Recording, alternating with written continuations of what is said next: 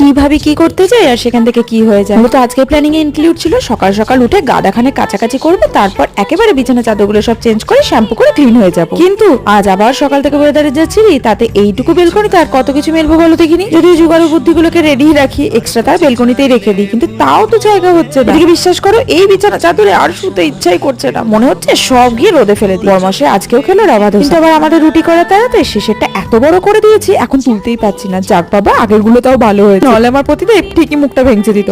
সোনা ওইদিকে বৃষ্টিতে ঘরে বসে বসে বোর হয়ে যাচ্ছে, তাই ওকে কালার্স করতে বসি, আমি লেগে পড়লাম পেটের কাছে। আজ কোথায় কাছাকাছি শ্যাম্পু করতাম, রান্নাঘরে ঢুকতামই না, আর সেখানে এখন সবকিছু আমাকেই করতে হচ্ছে। মা বেটা গেছে ব্যাংকে, আর এই দেখো ঘরে এখন খুন্তি ছড়াছড়ি, সব স্টিলের খুন্তি বাতিল, বরের ডাক্তারি গিরি। এখন যে টাকাগুলো কোথা থেকে পাওয়া হয় কি এই খুন্তির চাকা দিয়ে বের করি সেটা। যাক, আজ হয়েছিল অনেক পর, তাই বর খাচ্ছে এখন মন দিয়ে, আর আমি পেয়ে গেছি কালকে বরের টিফিনে করে রাখা চাটনি। মুখটা পুরো ছেড়ে গেল আমার। এখন তবে টাটা বাই, আর তোমাদের কিন্তু সাবস্ক্রাইব করে দেওয়া চাই।